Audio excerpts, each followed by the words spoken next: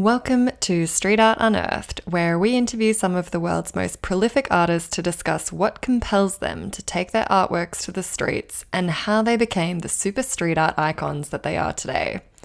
I'm your host, Stephanie O'Brien. As somewhat of a hyper-level street art fan, I have travelled 6 continents documenting the ever-evolving art form in some kind of attempt to immortalise whatever I encounter. Street Art Unearthed is an extension of that pursuit, where the art takes a bit of a backseat and we instead get inside the mind of the master creators that bring it to life. Thank you so much for joining us. Street Art Unearthed is brought to you by splatters.com, the online street art publication, where you can find street art news, artist interviews, and even downloadable maps on where to locate the best art in cities across the world. Check it out at splatters.com, splattrs.com. Joining us on today's podcast is Nick Sweetman, Canadian multidisciplinary artist with a primary focus on murals. Nick's work can be found in Canada, California, Puerto Rico, and Australia, and tends to depict wildlife local to where he is painting. I first spotted a mural belonging to Nick in Sydney, featuring one of Australia's most undervalued birds, the ibis, painted proud in super size with a little crown atop its head. This appreciation for nature can be seen in all of Nick's work, where he represents his creatures in a lifelike way to give the viewer a sense that they're encountering a living thing. On this episode, Nick shares how his work naturally gravitated towards painting animals. He flexes his knowledge on the Aussie bin chicken and shares stories about his favourite painting experiences, including some deep underground in Melbourne and abandoned locations throughout Puerto Rico. Kick back and enjoy. This is Nick Sweetman. Welcome, Nick Sweetman. Thank you so much for joining me. Thank you so much. It's a pleasure to have you. It's an honor. I appreciate your, you're reaching out to me, and always excited to talk to new people about this crazy world. Yeah. Speaking of crazy world, how are things for you at the moment? Not bad. I feel like I'm living a comparatively pretty comfortable life. I have good friends who are in healthcare who are just like in hell. Wow. So I'm just really glad that the people that I love are safe, and I live by myself, so there's nobody here for me to fight with. Because we're like cooped up together. So I've really been like pretty productive getting, canvas commissions done in my place, and then kind of sneaking out every so often to paint with 1 or 2 people at a safe distance. Is that allowed? Gloves and mask, and driving myself there. We're sort of in a situation right now where you can be in groups of up to 5. Okay, that's good. In Toronto. And yeah, like the curve is definitely on the downward side for us, but I think there's still like a lot of hesitance to like just kind of like stores are still closed. Yeah. I live like on a pretty busy intersection, and I see more and more traffic, but it's still a lot of like papered over windows and like boarded up stores and stuff. Wow. That must be really surreal to see. It's very strange. I'm sure, you're seeing some of the same stuff over there. Some businesses are just kind of like giving up. Some businesses are figuring out new ways, obviously, of like operating.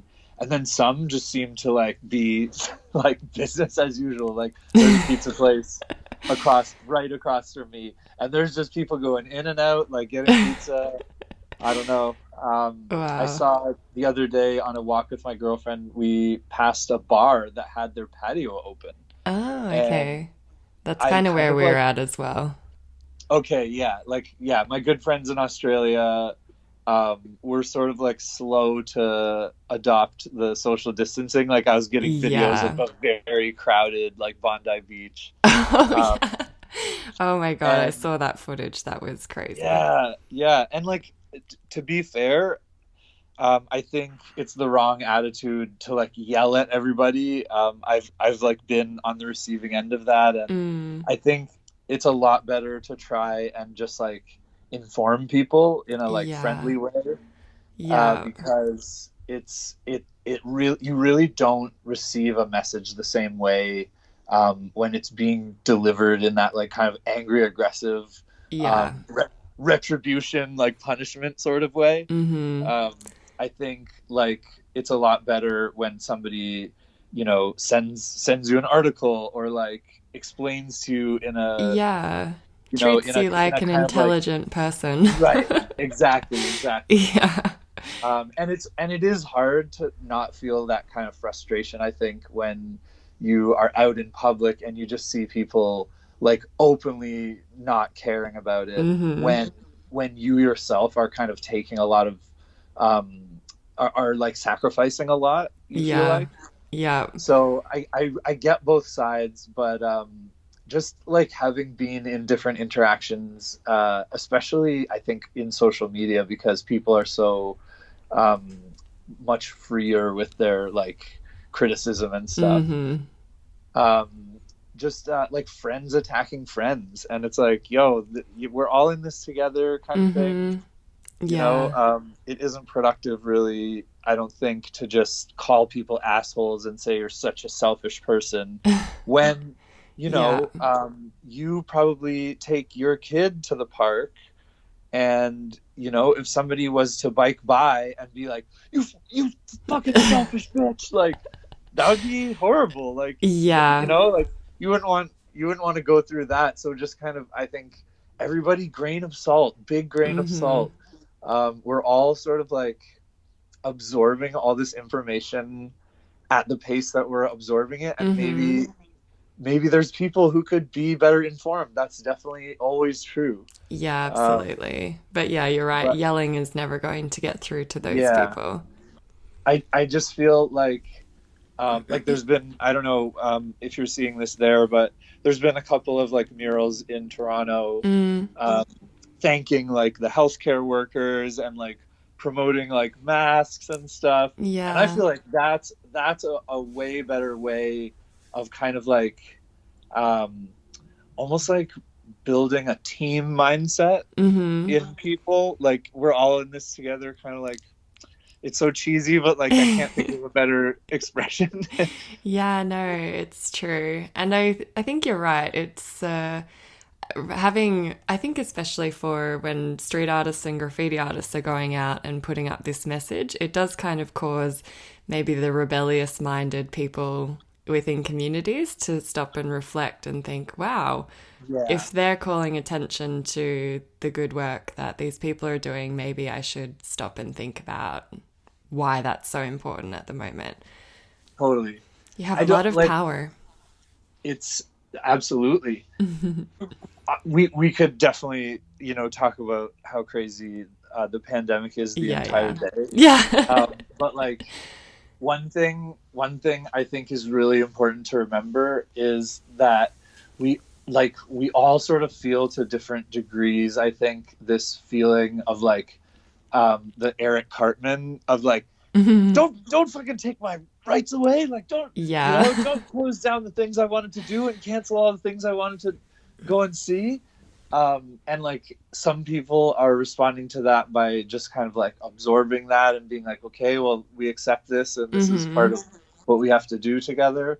And then some people are at the other extreme, for example, in the States, like walking into government buildings with like automatic rifles, Yeah, wow. and Yeah. protesting like, yelling at people who wear masks, as though that the person wearing the mask is taking away your freedom by choosing to wear a mask. Yeah. um, and I think that, there's a lot of this feeling that like, no, you can't tell me to wear a mask, and you can't tell me I can't get a haircut because it's my choice. But Mm-hmm. we accept in all kinds of ways limits to our choices. Mm.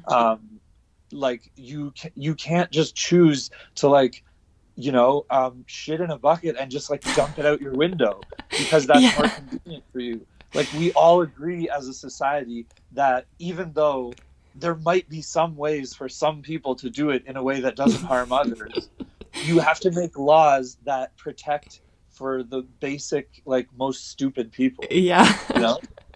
And like, Yeah. I'm not saying everybody who doesn't want to wear a mask is being a careless asshole, but Yeah, like of course. there's certain things that we all kind of just have to agree are like Mm-hmm. for the benefit of society, and it seems like the science is saying this is one of them, and it's Mm-hmm. so easy. You just like get something, you get like rip the sleeve off a old shirt and just like wrap it around your face, Mm-hmm. to like protect others. And like I read this crazy thing that said if you could freeze every person on Earth in place for 2 weeks, Mm-hmm. 6 feet apart, there would be no more virus at all Oh, anywhere. wow. Isn't Gosh, that crazy? that Like it is actually, even crazy. even with all the people doing what we all think we're doing to like take care to not spread Yeah. it, like it is still spreading. It is Mm-hmm. somehow still spreading. But like if everybody was to freeze, I don't Mm-hmm. know, that's cool. Wow. Yeah, you're right. We could definitely talk about this for ages. But I'm sure yeah, you're talking about it with everyone you know as I'm talking about it with everyone I know. And yeah. like Well, but it is yes, also interesting part of our time, an interesting part of like this moment. absolutely. It's unprecedented. Like, we've never really been through something like this before. As someone who freelances and has worked from home for a number of years, I Mhm. quite like that everyone is now coming into this kind of vibe. It's sort Yeah, of, it's me like, too. wow, there's a new commonality that's being formed, and you can Totally. have conversations with a broader audience about what your day to day is like. But anyway, Mhm. so I wanted to introduce you firstly so that people can get a bit of a better idea of who you are and what you have been up to. So you're a multi-talented artist. You've been making art for basically your entire life, but you've spent the better part of the last decade as a professional artist. And your focus is really on murals, right? Yeah, that's right. Yeah. I did my master's at OCAD, which is a university here, Mm-hmm. College of Art and Design, Ontario College of Art and Design. Mm-hmm. And I did my master's probably like a little bit early in my art career for the kind of program I went into. Okay. But we can get into more of that if you want. But basically, my feeling after that was um, I'm not as into like the I guess the model of kind of making work like locked away in my studio all the Mm. time, like kind of like cut off from society in some ways. And then sort of after that, after I do all that work, Mm. doing like the running around and like trying to present it in like a gallery or in exhibitions or Yeah. wherever, coffee shops, restaurants, who cares? Yeah. Um, and sort of like also having to make a case for like getting paid for it. Yeah. Yeah. I really, really hate the aspect of my job that involves selling myself. Yeah. Um, as anybody who knows me knows well, that's sort of like my the thing I avoid the most. And Yeah.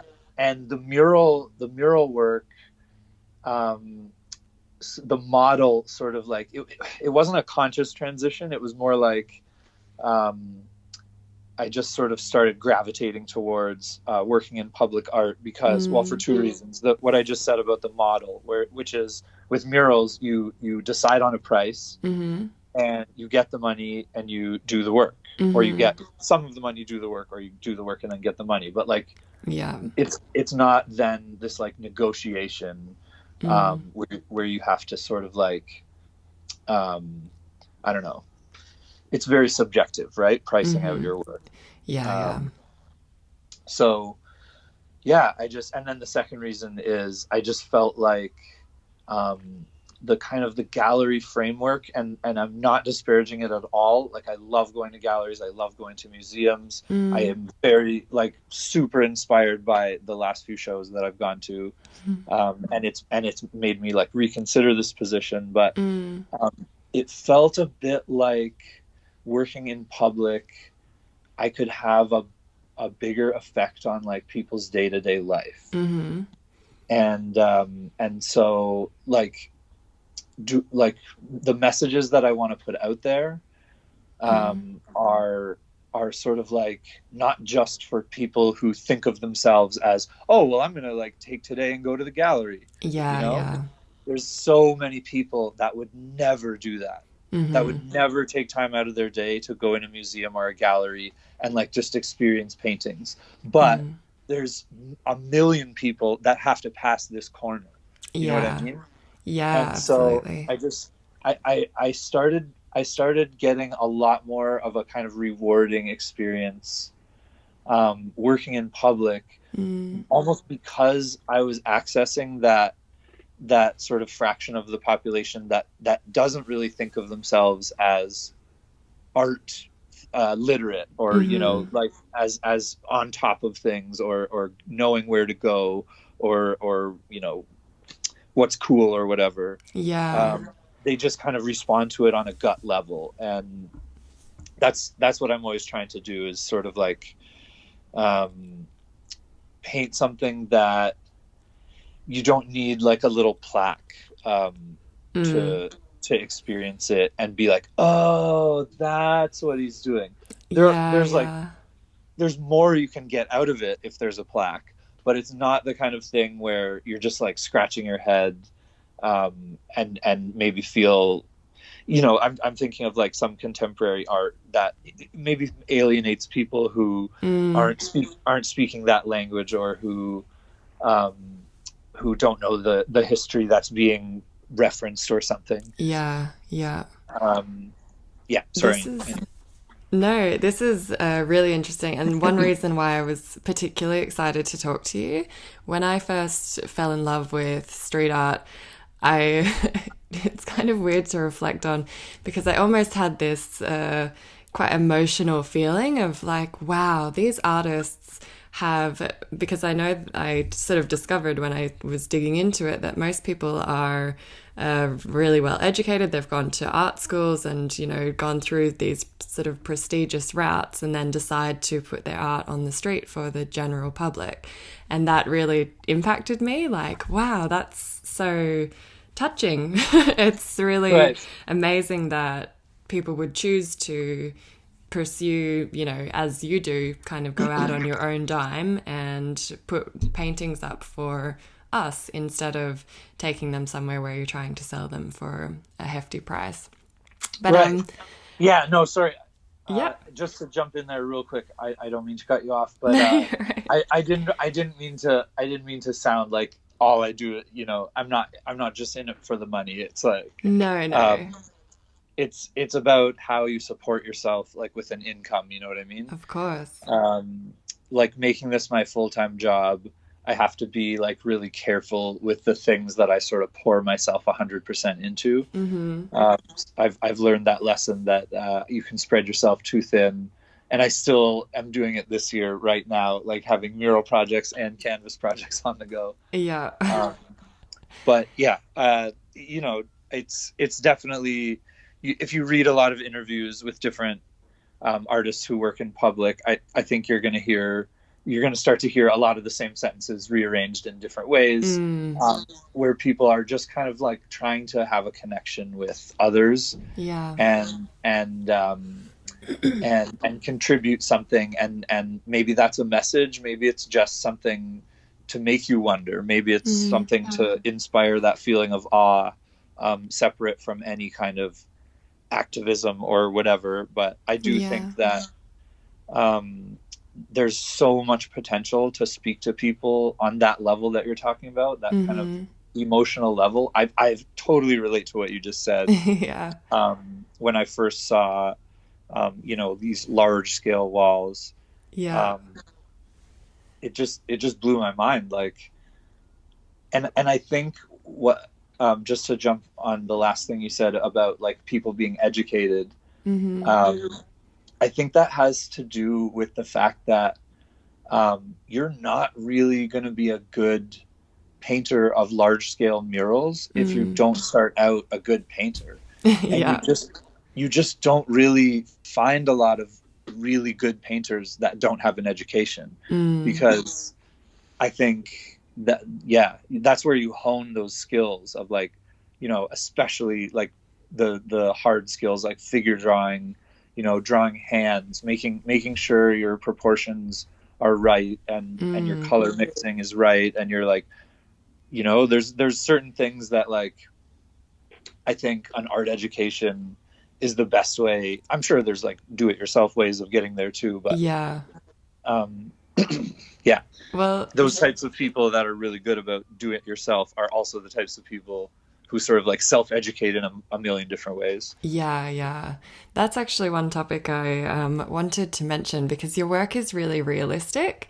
And I think I can't paint or draw or anything. So, you know, for me, I think, wow, that must be really difficult. Because if you, like the first piece that I saw of yours was the ibis in Sydney, which I thought was Right. just incredible because it's the most underrated bird in Australia. We call it the bin Totally chicken. agree. It doesn't get any love. And I was just there, and the bin chicken was my favorite thing about Australia. Like, was that your I intention to kind of, you spotted this misunderstood bird and thought, I need to give it higher status? 100%. Yes, well I said. love that. Like I think the very beginning of my career was started with like wanting to paint the things that maybe weren't like always in art, were maybe like not as traditionally attractive, like wolves and lions and foxes, and you know, these like animals that you look at and you're just like, oh, it's beautiful. But like Yeah. I like certain insects. I feel that way about certain insects and like snakes and certain fish and octopus, and Yeah. so I just like, yeah, I like to I like to just put some on the other side of the scale, the like weird kind of gross, maybe not not the normal animals you see like in artwork. Yeah.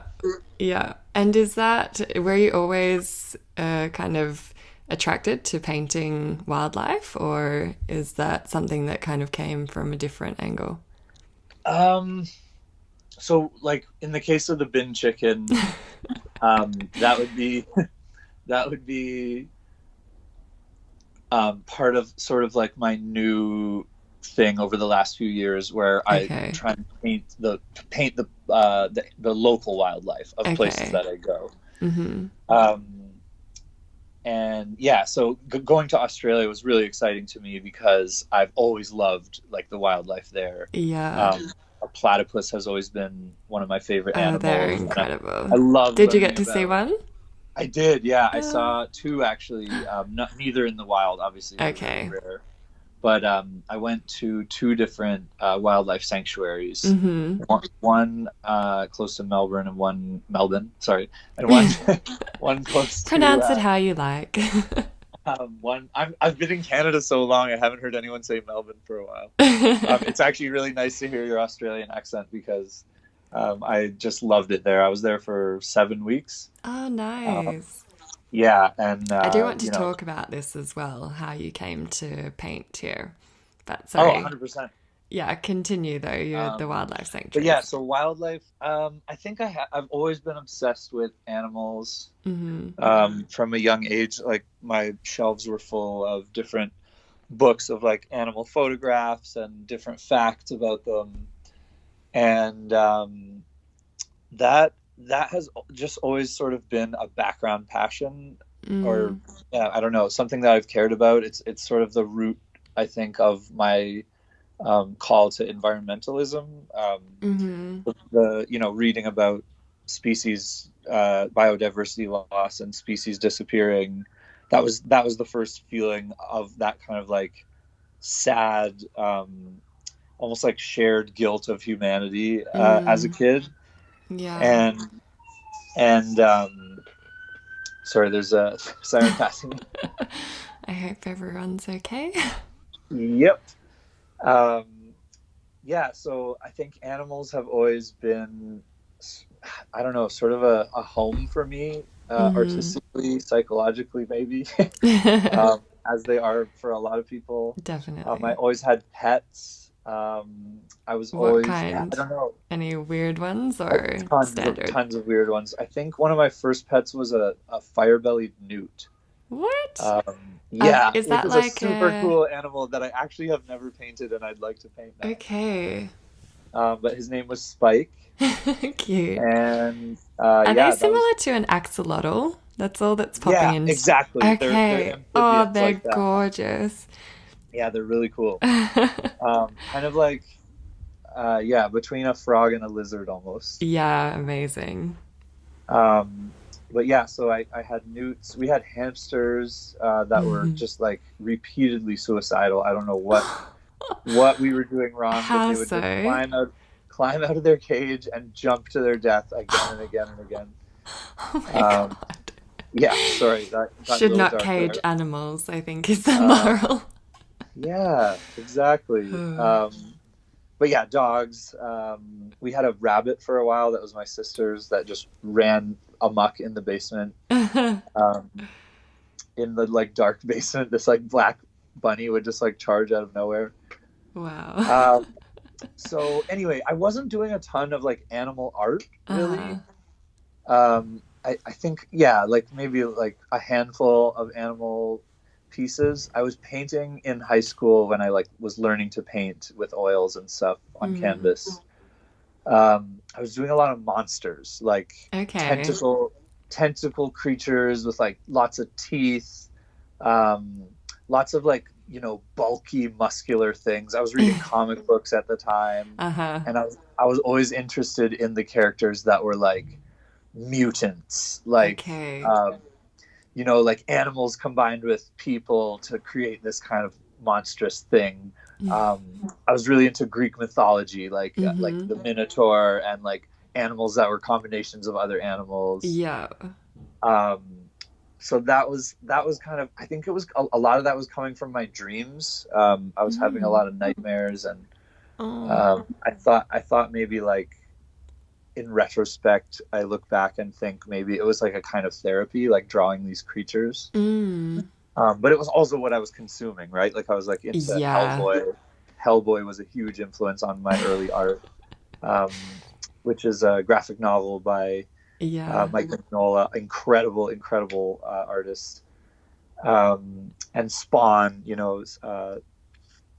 um, yeah, just trying to think of like the early influences. But as I kind of like explored other art making avenues, discovered kind of like abstract art, and I wasn't doing as much realistic stuff. Mm-hmm.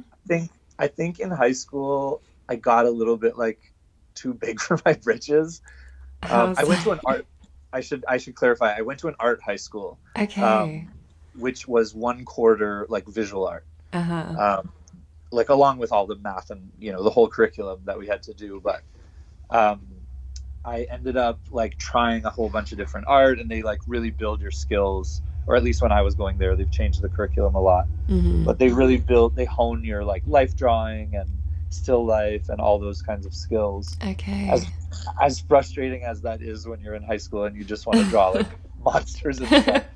Um, but like I think I started to feel like, oh, I got this. Like, oh, this realistic stuff, I've figured this out. Now I'm on to bigger and better things. I'm gonna paint just like out of my imagination. Yeah. And it took me a long time to kind of like come back to studying from observation. Mm-hmm. Um, I got really into graffiti. That was when I started like, using spray cans and Mm-hmm. and kind of being inspired more by graphic elements Yeah. and letter forms and the kind of like the flow or like the style of graffiti lettering, Mm.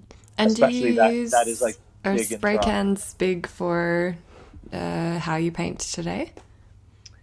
Yeah, Mm. we can definitely talk more about that, but I would say I use spray cans more than anything else. Yeah. Um, but yeah, so the way I came back to animals was actually sort of roundabout. I had been working in public art for about a year, I think. Mm-hmm. I'd done like a couple of projects with youth groups where we were sort of like beautifying the neighborhood in little ways.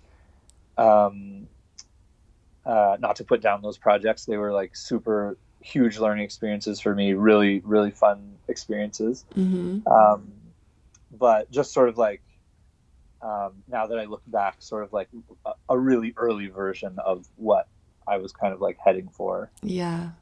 And I did this course with an organization here called Mural Roots, Mm-hmm. which is sort of a nonprofit that pairs artists and people looking for murals. Oh, that's Sort of like cool. finds funding for mural projects and sort of makes them happen in a kind of comprehensive way. Nice. So Yeah, so it's really supported there then. yeah, definitely, definitely, Nice. especially in the last, I'd say like 8 years, eight Mm-hmm. to 10 years, there's been a huge, huge amount of funding, increasing every year. We'll see about next year, but um, yeah, like it's the kind of thing that there is sort of like small training available. Like I did this training course that was sort of dipping your toe into the beginnings of every aspect of a mural. So from Mm-hmm. community engagement to like budgeting to setting up a contract, Mm. um, you know, assessing the wall material and preparing the wall for the mural, like deciding what's the best method to go about it, all kinds of safety about ladders and lift equipment and everything. Mm-hmm. Um, like it was a good kind of primer of how to work large scale. Yeah, that's So cool. that combined with the kind of skills I've been building small scale, and then learning to use the spray can, that all kind of like came together at the same time. Mm-hmm. And I was working on this project. I was actually project managing a big mural in the east side of Toronto, like way, way out there. Mural Roots tends to work kind of far flung in Scarborough, which is a part of Toronto that's on the east side, sort of like considered far from downtown, Okay. um, relative to, the downtown core. Okay.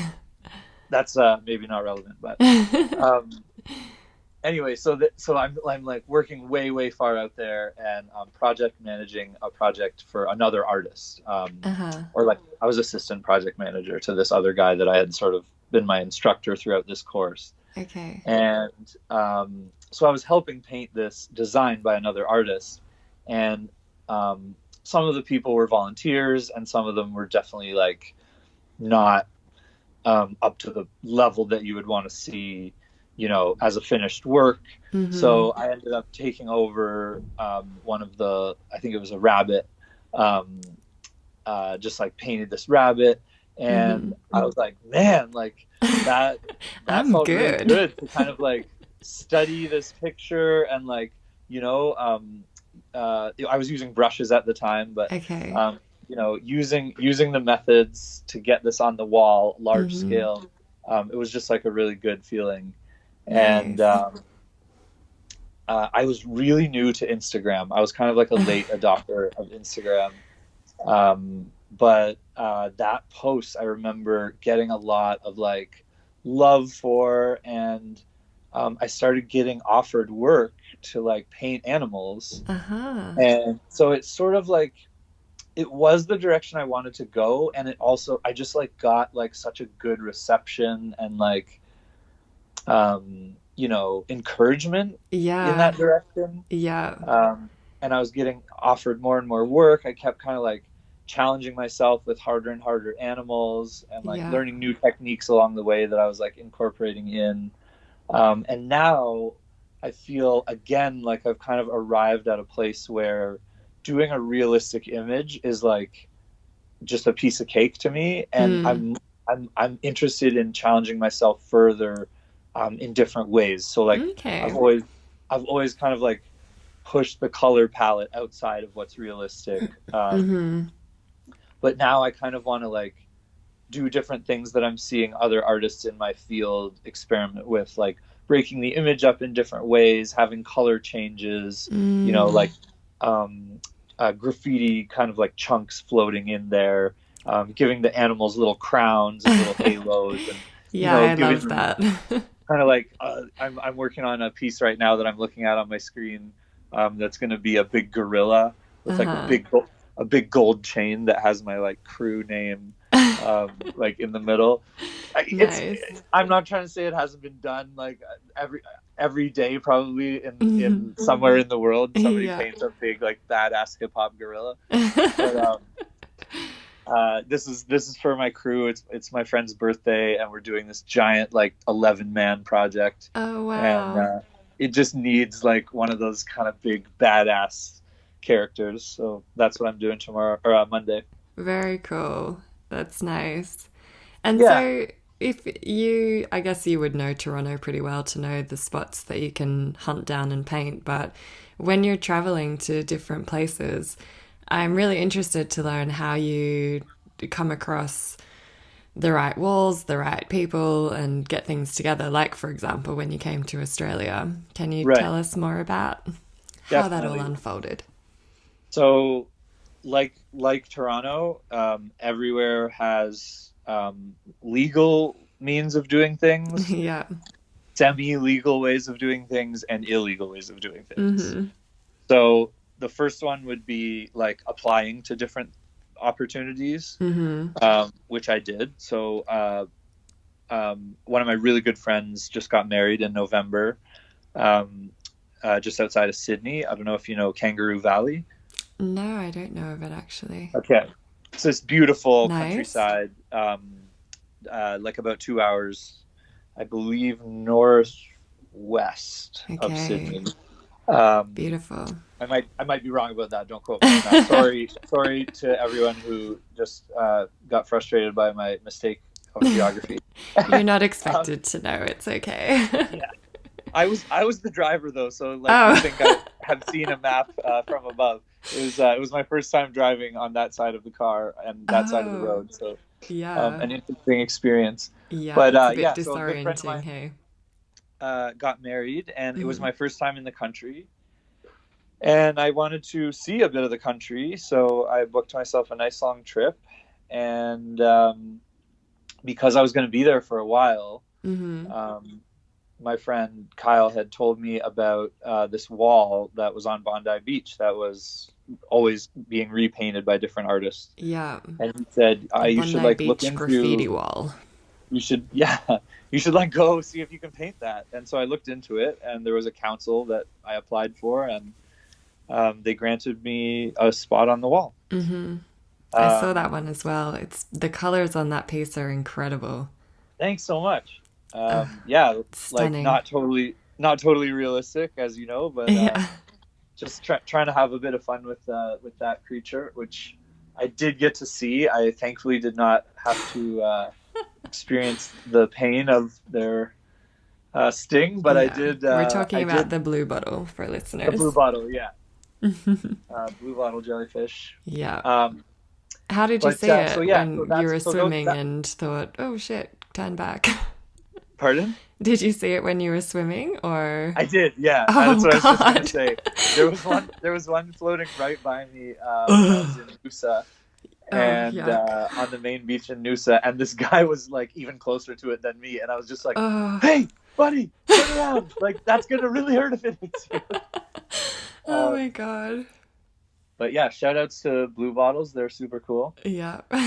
Um, I was surprised by how small they are. I was Yeah. expecting like a bit of a bigger creature, but Yeah. In probably Australia, good it's that all they're the not small gigantic. things that hurt you. Right. Yeah. True.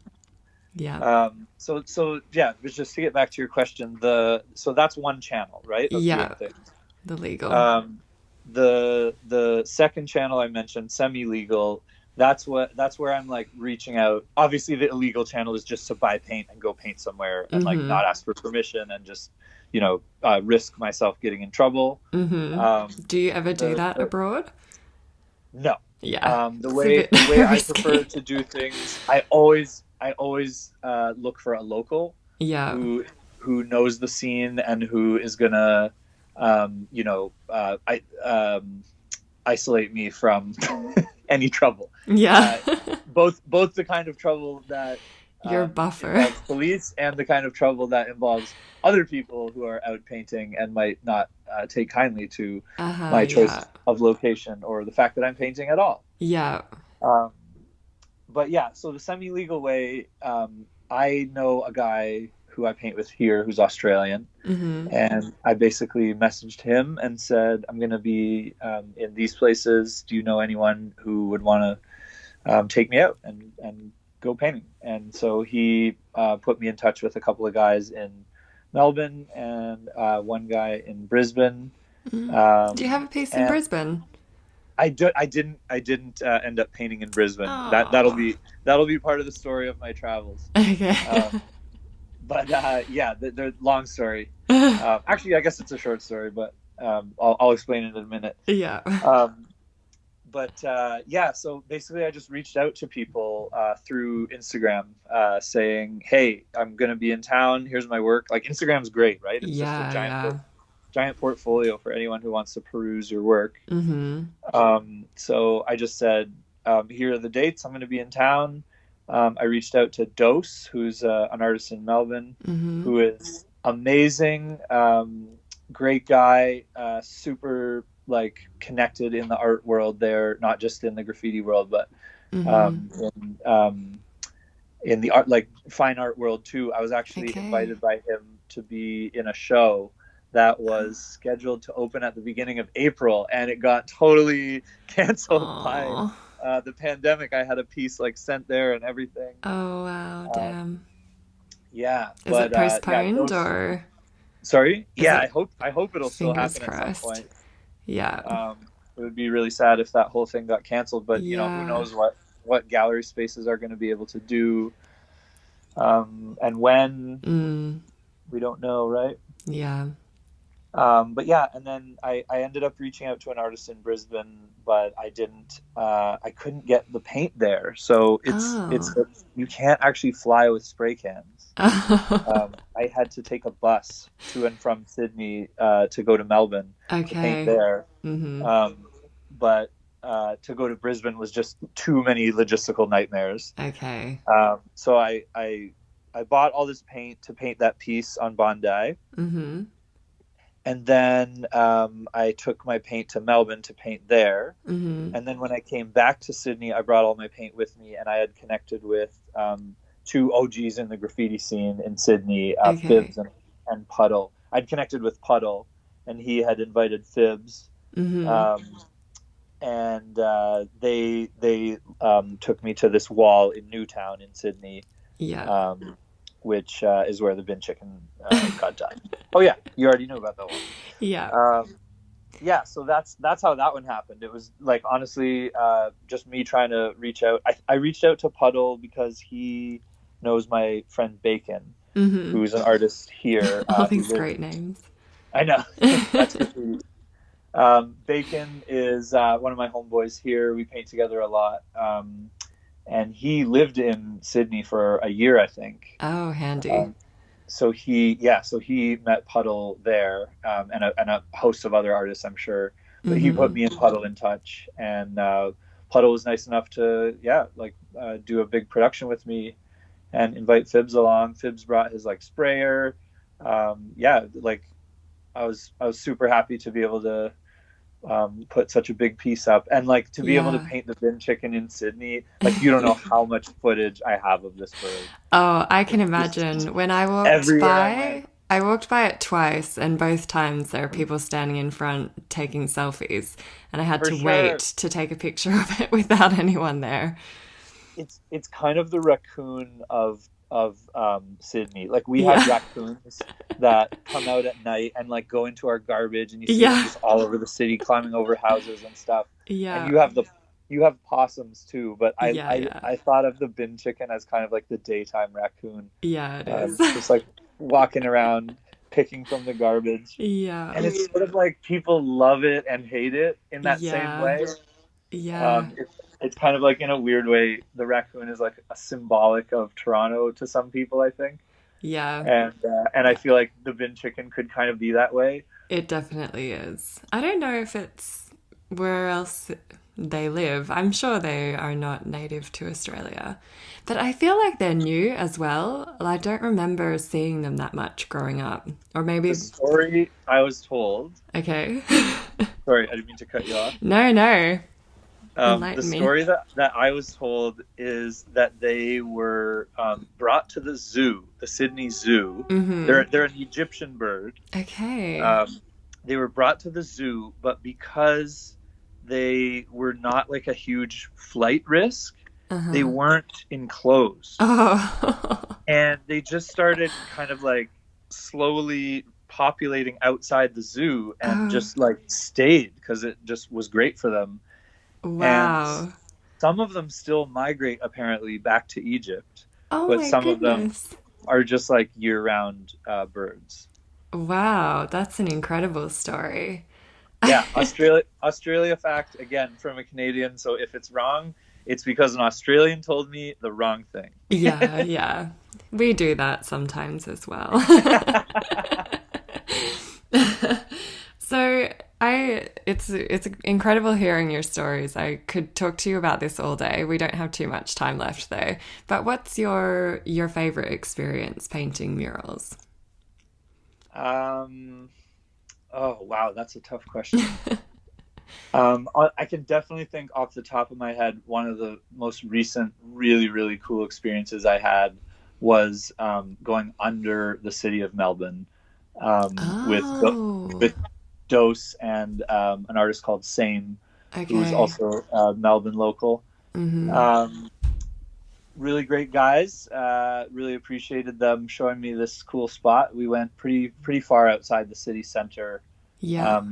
I could take like 15 minutes trying to find on my phone where we were, but probably makes more sense to just say it was about a 45-minute drive. Mm-hmm. And we end up in this drain. Wow. Like deep in the sewers. Or no, it was, I guess, a storm drain because it didn't stink. Like it was clean. So we like needed full on like headlamps. Like it would have been pitch black if Dose didn't have these floor lamps, and we all had headlamps on. And then we take our pictures with all the lights on one piece, then all the lights on the other piece, then all the lights on the other piece. Mm-hmm. But yeah, being in that tunnel, just like making do with what you have. The wall was soaking wet because we buffed it first, like to put a color on the wall so that the paint doesn't soak into the raw concrete as easily. Okay. But it was so moist in there and cold that the buff didn't dry. So anytime your finger dragged on the wall, you're just like yanking a whole chunk of paint down. So it was tough getting that piece done. Am I 100% happy with it? Of course, I would always want to spend another hour or hour and a half fixing little things. But at the end of the day, it's those experiences of just like showing up, setting your paint down, getting started, painting your piece, taking your flick, and then getting out of there.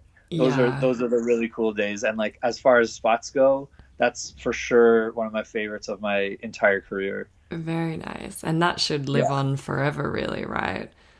Well, depending on how rainy it got that night, if the water level gets up to a certain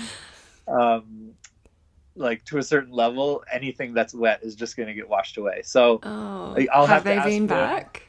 I'll have to ask him if he's been back and checked it out. But hopefully, I don't remember it like being too much of a downpour. So okay, I think it'll probably be fine. Fingers crossed. Yeah, and then also going to Puerto Rico, painting in Puerto Rico was incredible. It's just like a graffiti paradise. The whole island is just crushed, and I know some artists there who kind of like are big in the scene, and I travel with other artists who are also like big in like the North American scene, and it's just a really fun a really fun kind of week. You go for a week, and every day there's a different jam because there's all these abandoned structures, right, from Oh, the hurricane, cool. and people are just scouting all the time. So you get the pin, and you get in your car, and you drive out, and you hit the spot, and if there's time, you go to the next spot too. Very Um, nice. and it's all these cool like abandoned rundown structures that you're painting with like giant I-beams like hanging in the wind, and it's all dedicated to these two artists who passed away, one more recently, a Canadian artist called Scan, Oh, and a Puerto Rican artist called Pun 18. okay. And the whole festival is called Style Discipline. It's put on by ADM crew, who Mm-hmm. are the crew that Pun was in, and yeah, just sort of like a bridge building between different kind of crews in New York, Miami, Toronto, Montreal. Trying to think if there's other places, Atlanta. And then there's Nice. always some random ones. We had Demote from Australia Okay. was in the last year that I was there. Nice. Um, and then Twick from Germany was in the last year.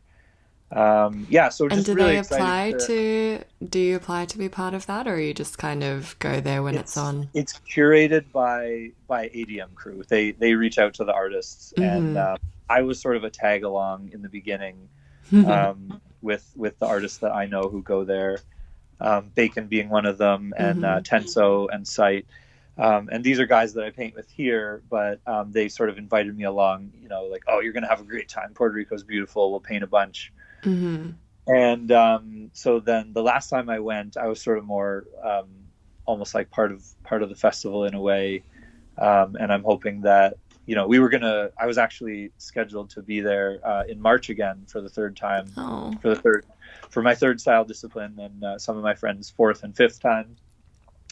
And it was the day we were supposed to leave. Puerto Rico declared a state of emergency, and we were like, okay, like damn. let's pull back. Let's not go on this trip and like risk our next 2 weeks being in quarantine somewhere. Yeah.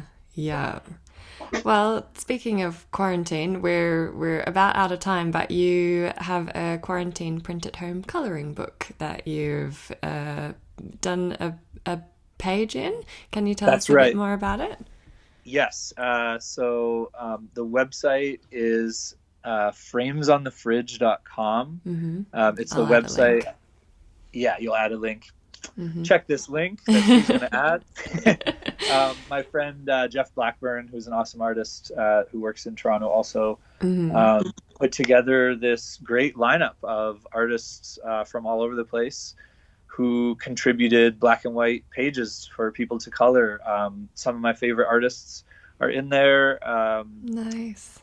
And yeah, it's just a fun way to kind of like give adults and children something to do. Mm. There's all kinds of different art in there. So, styles for all different tastes. And yeah, hopefully you can kill some of these hours that you have to spend indoors in a way that doesn't make you go insane. Very nice. Sounds like a good thing to be part of. Yeah, Maintaining yeah. sanity. It's weird, right? Like some of us are experiencing this so differently than Yeah. others. Some of us are like literally putting our lives on the line every Mm. single day. Shout outs to my friend Steve, who is working in one of the busiest ICUs in England. Oh, Um, wow. and like seeing horrible things, and like just not just the physical danger he's in, but the emotional stress of that. I can't Yeah. even imagine. No, And I then can't meanwhile, like imagine. others of us are just like, man, I'm running out of things to watch on Netflix. Like, Yeah, I'm so you bored. know, it's just really weird how different that is. And it's totally like we live a privileged life if we're Mm-hmm. able to sit at home and watch Netflix right now. There's so many people that don't have that choice. Yeah.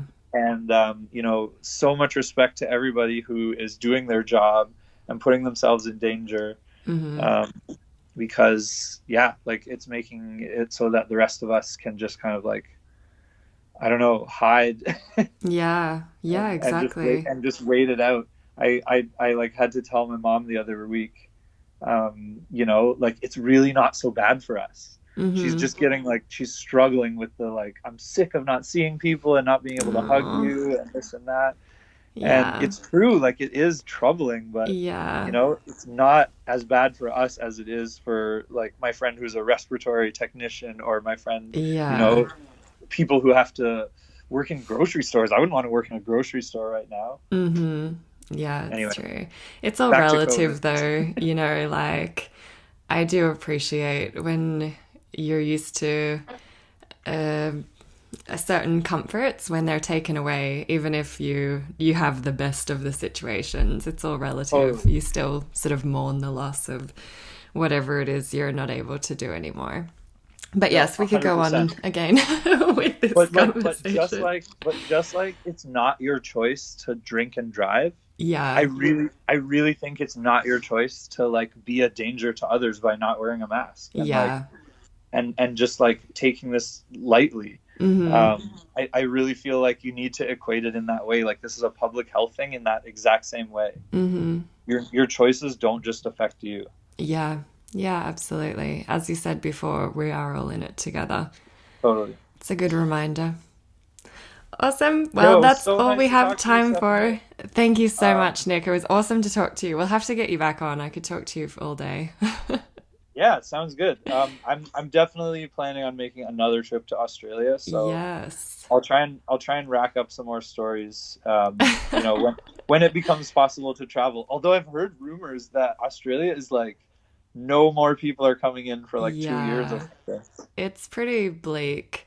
I Hmm. my partner is actually overseas and even Oh no. yeah, it doesn't look promising at all. Like I'm so just sorry. That's so stressful. yeah, like we're both in a pretty good situation, in our different countries, thankfully. Right. So it's fine. But yeah, in Queensland, where I am, where Brisbane is, we're Yeah. basically not even planning to open up the borders to the rest of the country until September. So I don't even know what Damn. Australia is looking at doing. Wow. Yeah, because That's wild. we have only 12 cases at the moment. So, Yeah, whereas I can on our see. borders, New South Wales and elsewhere, they still have cases coming in. So we're like, no, thank you. You can stay over there. Yeah, Oh my God. Like, pretty crazy. as if you guys need more. You guys Yeah, have had like the worst fires ever, and then yeah. flooding. Mm-hmm. Brutal. That's The place, Australia, though. the beautiful place where my friend got married apparently just got torched to the ground. Oh Like, gosh, it's so sad. Like, that's I just got to awful. watch their wedding video, and like, there was a part of me that was just like dying inside thinking about this amazing place we were not looking the same, like not being as lush or Oh. I know the forest will come It's back, it's but heartbreaking. yeah, Yeah.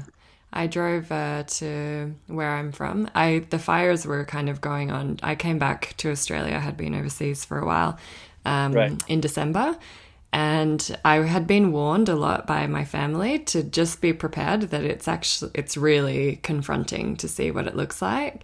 And I Yeah. drove to from Brisbane to Toowoomba where my family Oh, are.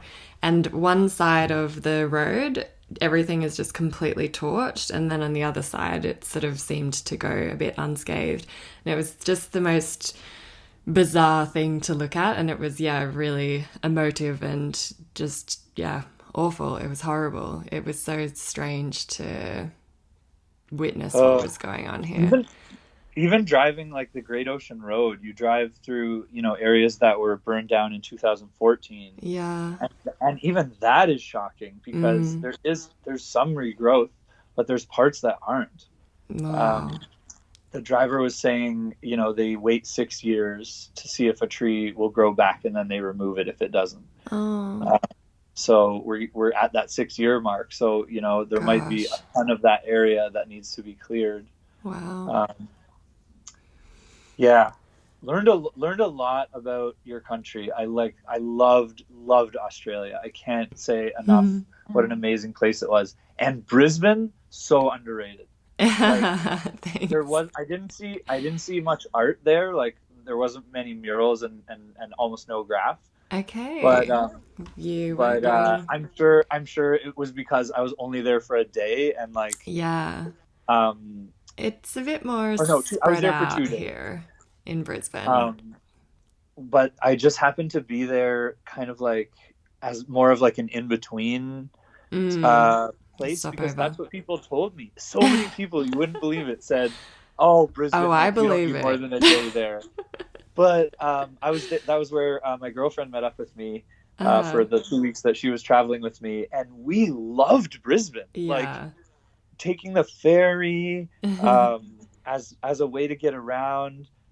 We went to the Lone Pine Sanctuary. That was one of the Oh, sanctuaries I went yeah. to. We did the whole like walking path along the river in the middle of the city, Oh, like the yeah, the beautiful Botanic beautiful Gardens. bridges, and like had Yeah. dinner like right on the water. Yeah. Um, Yeah, we Brisbane is nice. rented scooters and like scooted around. Yeah, like Brisbane was badass. Yeah, I I think kind of it's wish we had a bit more time there. absolutely. I do think That that you cliff, need a little bit of a guide in Brisbane.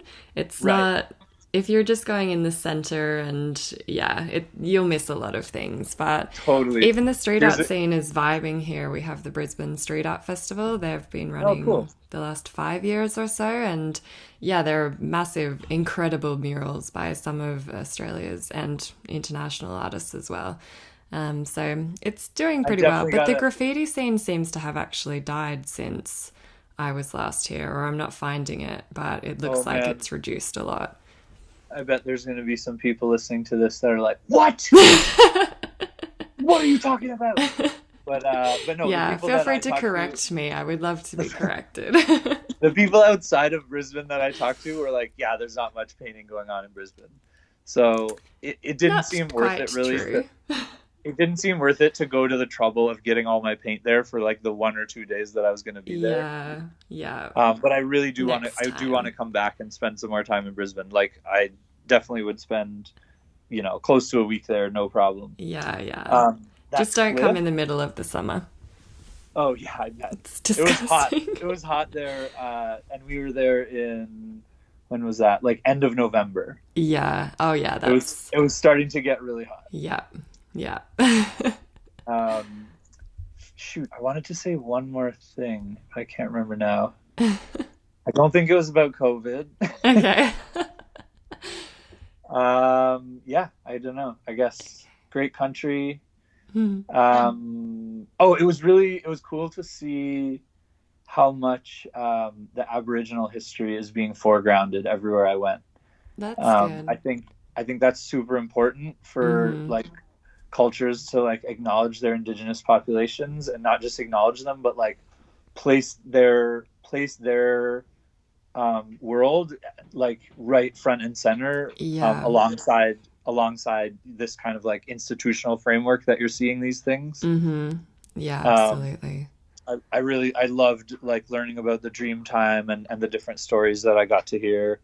Um, that was a really cool experience, and I feel like if I was going to go back and plan a trip, I would want Yeah. to kind of tailor it to see more of that side of Australia too. Yeah. Because the cities are beautiful, but like getting a feel for that kind of like culture, I don't know, that ancient, connection to the land. Hmm. Um, that's what I want a piece of. Yeah, absolutely. Even same for myself.